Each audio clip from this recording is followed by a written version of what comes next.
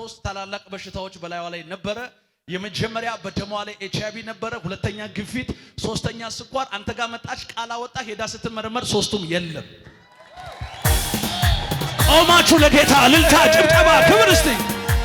አይችልም አትበሉኝ፣ አይችልም አትበሉኝ፣ ሳይችል ይሄን ጌታ አይታችኋል ወይ? ኢየሱስ ጌታ ነው ወይ? ኤችአይቪ ማለት ኤችአይቪ ነው። ቁጭ ብለስ ግፊት ማለት ግፊት ነው። ሁሉም ከባድ በሽታ ነው። በዚህ ሰዓት ቆይ ከምን ነው? ኤችአይቪ ስኳርና ግፊት ነው። ኤችአይቪ ስኳርና ግፊት ነው። ጉባኤ ድጋሜ ቆሞ ለጌታ አይችልም አትበሉኝ፣ አይችልም አትበሉኝ፣ ሳይችል ይሄን ጌታ አይታችኋል ወይ? ምስኪኑን አንስቶት ቀብቶት አታዩኝም? ኢየሱስ ጌታ ነው። የሚገርመው እቺ ሴት ወደዚህ ቦታ ስትመጣ በጣም የተጨነቀችበት በተመሳሳይ በደሟ ላይ ኤችአይቪ ነበረ። ከዚህ በሽታ የተነሳ አፍራ አንገቷን ዝቅ አድርጋ ትኖር ነበረ። አንተ ጋር መጣች፣ ጸለይክላት። ከዚህ ስትሄጂ የለም አልካት። ሄዳ ስትመረመር ደሟ ላይ ያለ ኤችአይቪ የለም። አረ ቆማችሁ እንደገና ለጌታ ክብር እስቲ።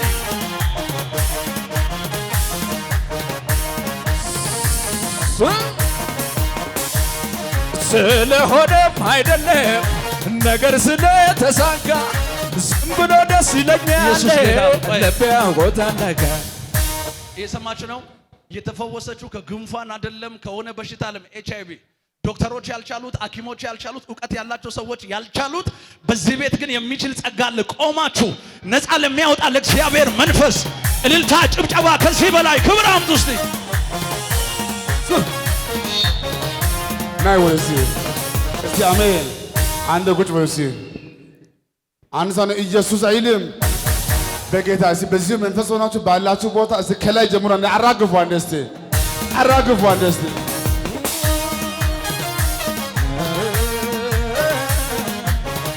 ኢየሱስ ያድናል። የሚገርም ነው። እቺ ሴት ወደዚህ ቦታ ስትመጣ ዶክተሮች በላይዋ ላይ ያወጁባት አንድ በሽታ አለ። በጎሮሮሽ ላይ ካንሰር ስላለ ኦፕራሲዮን ትደረጊያለሽ፣ በአንገትሽ ጋር ቱቦ ይገባል ተባለች። እዚህ ቦታ መጣች። እግዚአብሔር ሰው አንድ ቃል አወጀ። ካንሰር አይኖርም፣ ትፈወሻለሽ፣ ብረትም አይገባም አላት። ሄዳ ስትመረመር ቱቦ ይገባል ያሏት ዶክተሮች ምንም የለብሽም ነፃ ነሽ ብሏታል። አረ ቆማችሁ እንደገና ለጌታ ክብር አምጡ እስቲ።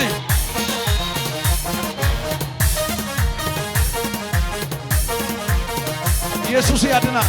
ይሄ ወንድሜ እንደዚህ አለኝ። ወደዚህ ቦታ የመጣሁት ለኔ አይደለም ለባለቤቴ ነው። በባለቤቴ ማህፀን ላይ ካንሰር አለ። ከዚህ ካንሰር የተነሳ ተስፋ ቆርጠን ሞቷን እየተጠባበቀች ነበረ። አንተ ጋር መጣው። በባለቤቴ ላይ የታወጀው ካንሰር ተሰብሯል አልከኝ። ሄዳ ባለቤቴ ስትመረመር ማህፀንሽ ላይ ያለው ካንሰር ነፃ ነሽ ተብላለች። ኧረ አዲስ አበባ ለጌታ ኢየሱስ ጌታ ነው። አሁን ይናገራል። በቤቴ ካንሰር የለም፣ በባለቤቴ ማህፀን ላይ ካንሰር የለም። እግዚአብሔር ነፃ አውጥቶኛል። ደስ ያለው ቆሞ ልልታ ለጌታ ያምጣ።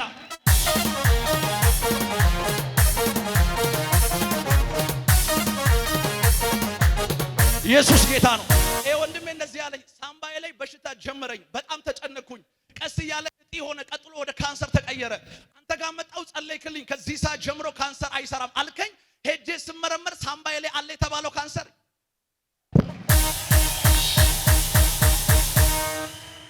ማን ነው? ለጌታ እልልታ ጭብጨባ ክብርም ያመጣ እስቲ። ኢየሱስ ጌታ ነው።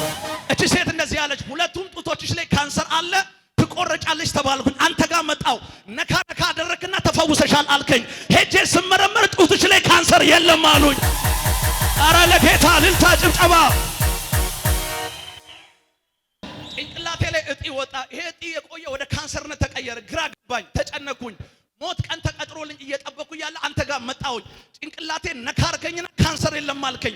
ሄጄ ስመረመር ጭንቅላትሽ ላይ ካንሰር የለም። አረ ቆማችሁ አዲስ አበባ ለጌታ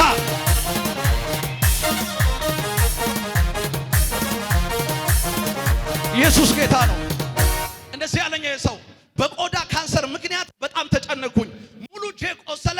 ዶክተሮች አዩ፣ ተጨነቁ። በዚህ ሰዓት አንተ ጋር መጣሁኝ። በዘይት ጸለይክልኝ። ሄጄ ስመረመር ካንሰር አለ ያሉት ካንሰር ተገልብጦ ምንም ካንሰር የለብም በሰላም ሂዳሉኝ።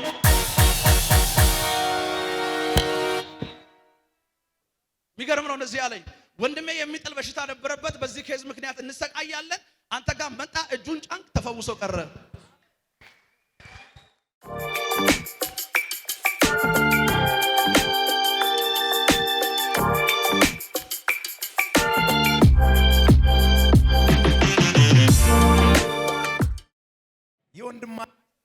በመጋቢት 5 ላይ ነው የመጣው።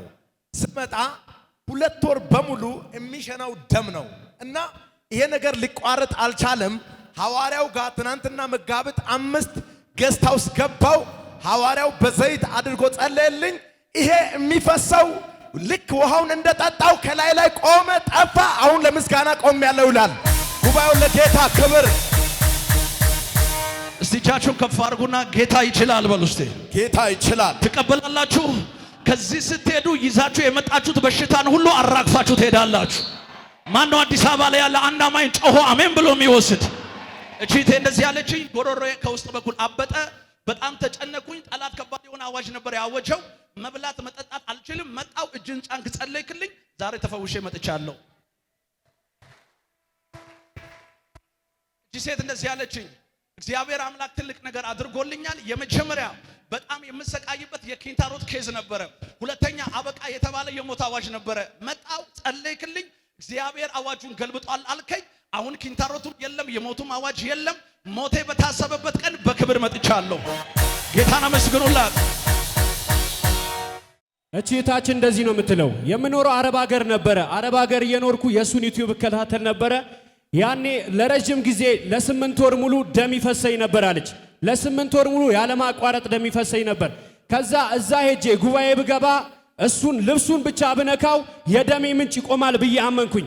ከዛ መጣው አለች። ጉባኤ ውስጥ በተገኘው ጊዜ ልብሱን ከላይ እስከ ታች ድረስ ነካዋለች። ከዛ በኋላ ከዚህ ልክ ስወጣ የደሜ ምንጭ ቆመ። ጌታ ፈውሶኛል። ጌታን አመስግኑልኝ ትላል። የሚገርመው እቺ ሴት ማጸኔን ይወጋኝ ነበረ። ከዛ በኋላ ወደ ካንሰርነት ተቀየረ። የእግዚአብሔር ሰው ጸለየልኝ። ዛሬ ካንሰር የለም፣ ነፃ ወጥቻለሁ። ጌታን አመስግኑ ትላለች።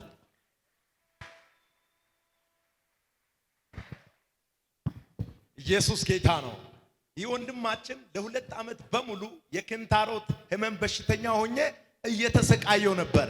ሐዋርያው ጉባኤ ላይ እያወጀ ሳለ ድንገት ወደ አጠገቤ ሲደርስ በሃይላንድ በያዝኩበት ውሃ ላይ ዘይቱን አስጨመርኩልኝ። ያንን ውሃ ቤተን ወስጄ ሳምንት ሙሉ ጠጣው። 2 ዓመት በሙሉ እየደማ መቀመጥ የሚከለክል መሄድ መራመድ የሚከለክል ኪንታሮት በሽታ ከላይ ላይ ጠፋ። ዛሬ ለምስክርነት መጣው ይላል። ጉባኤው ለጌታ ክብር አምጡት። እኛ አባታችን እንደዚህ ነው የሚሉት። 1984 ጀምሮ ለረጅም ጊዜ የምታመምበት የአስም በሽታ ነበር አለ። ለዚህ በሽታ 2 መድኃኒት ነበረ። እሱን ካልወሰድኩ መተንፈስ አልችልም፣ መንቀሳቀስ አልችልም። የአሁኑ አርብ መጣው፣ ተጸለየልኝ። ገስታ ውስጥ ገባው፣ ተጸለየልኝ። ከዛ ጊዜ ጀምሮ መድኃኒቱን ወስጄ አላቅም። ሰላም ሆኛለሁ። ጌታን አመስግኑልኝ ይላል። እንደገና ለጌታ ክብር አምጡት። እቺታችን 2017 ናሴ ወር ላይ ወደዚህ ቤት ስመጣ ውስጥ ከባድ ችግር ነበር። አንደኛ ቤት አልነበረንም፣ በክራይ ቤት ነበረ የምንኖረው። ሁለተኛ ደግሞ በማጸኔ ላይ እጥ ነበረ። ዶክተሮች ይሄንን ከነገሩኝ በኋላ በስጋት እየታመምኩ ሐዋርያውን ላገኘው ፈልጌ አዲስ አበባ ጌስት ሃውስ መጣው እና ሐዋርያው በማጸንሽ ውስጥ ያለው እጥ ከዚህ ሰዓት ጀምሮ ይጠፋል አለኝ። የሚገርማችሁ ከዚህ እንደወጣው ልመረመር ሲሄድ እጤው ሸለም ተባልኩ አለች። ጉባኤው ለጌታ ክብር አምጡት። ሁለተኛ የሚገርማችሁ ቤት ያልነበረን በቤት ትባረካላችሁ ብሎ ሐዋርያው እንደርኩ በሁለተኛ ወር የኮንዶሚኒየም ቤት ከመንግስት ተሰጠን። እግዚአብሔር ባርኮናል ትላለች። ጉባኤው ለጌታ ክብር ያምጣ። ሃሌሉያ